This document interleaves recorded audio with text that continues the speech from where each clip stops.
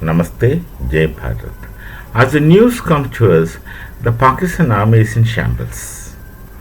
The Pakistan army is in shambles and in serious situation, except to the officers. Because as we understand from the news, there's a huge sort of gap between the men, the rank, and the officers, which should not be the case. I don't know how they can maintain it to that extent.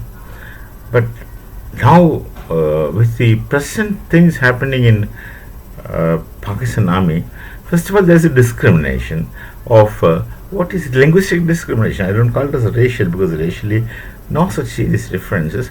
Linguistic discrimination of people. See, there's a kind of Punjabi domination. Of course, we don't consider them as real Punjabis because we have Punjabis real in Bharat. They are duplicate and spurious Punjabis, as I understand. So, they have this Punjabi kind of domination which have developed after Pakistan is becoming separate from Bharat. Previously with the Muslims, Punjabis never had a say. They were not dominating. Actually, the Urdu speaking Muslims were dominating the Muslim world in Bharat when they were with Bharat. And subsequently the domination went into the hands of Muslim Punjabis. That's after partition, after Jinnah. It went into the hands of Muslim Punjabis, and that discrimination continues. And today in the entire Pakistan, it's a Pakistani Punjabi, which is Muslim Punjabi domination, and others are sidelined and looked down and not facilitated with things which they otherwise normally deserve. So this is the problem in one of the problems with the Baluchi resistance, because Baluchis had been taken for a ride all these years. Historical reasons are there. They really don't belong to Pakistan. That's there. So, with all these things, and the army is unhappy, not really unhappy, they're frustrated. So they say we prefer to go and do manual labor in some other countries than being in the Pakistani army. So they're leaving the army. Now, leaving the army is a complex concept. Normally, as I understand, you just can't quit the army until you abscond. Their leaving means they must be running away. And what happens in Balochistan is yet another thing. If a soldier, that this is very serious, this is very, very, very serious, it never happens in the history of military history. If a soldier is captured by the enemy, that means he has to surrender. Then he's dismissed. Discharged is a technical word. He's dismissed from the army. So that the Pakistan army takes it as surrender. See, you have 10 soldiers fighting and suddenly 50 of them surround you.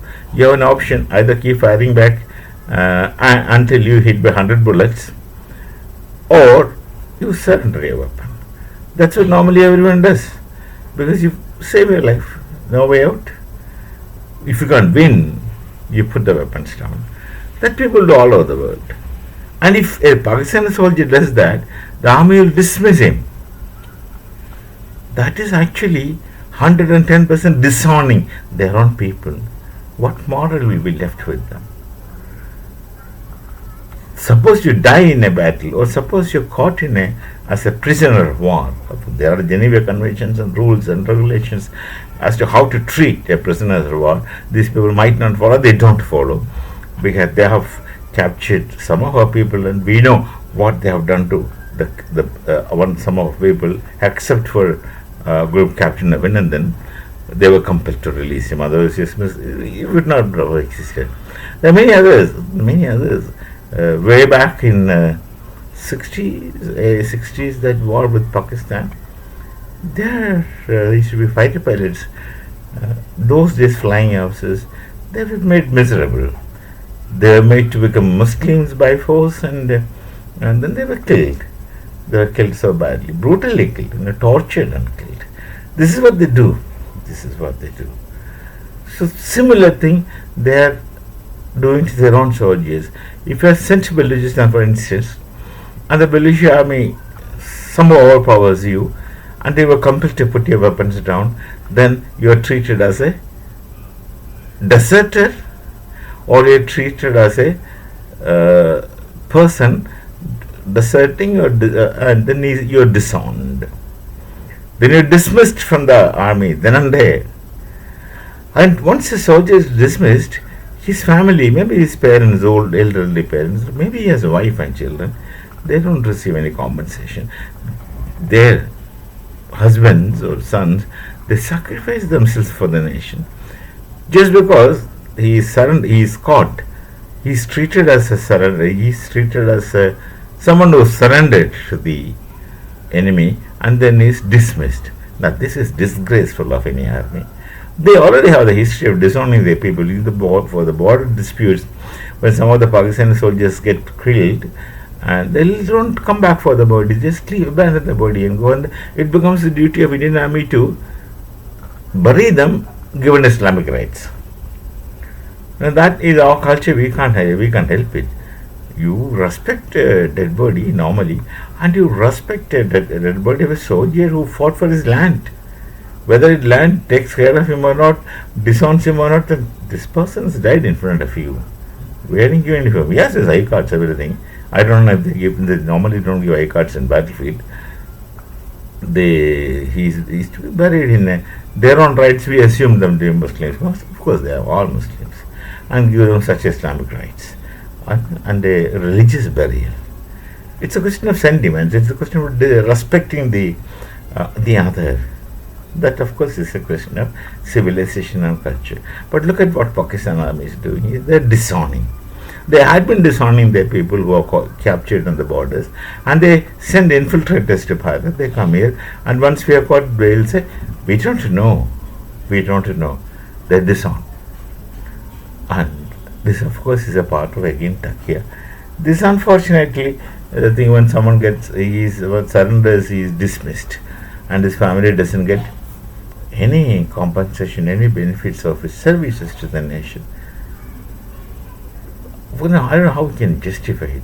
And the disparities and differences between the officers and ranks are huge, and the discriminations against another linguistic group other than the so-called spurious Punjabi group is so bad. So they quit the army. I don't understand how you can quit the army other than running away. You can't resign. You are supposed to sign in. Once you're signing in, you're signing in for a certain period. Until you're permitted by the headquarters, you can't leave in between. So they must be running away. They must be absconding, that's the way. And then they will run away and they will escape and then go to some other place and do something else. They say, such soldiers who run away from our Pakistan army say that we prefer to do manual labor than this, because manual labor is better than this, and maybe they get better pay also, we don't know.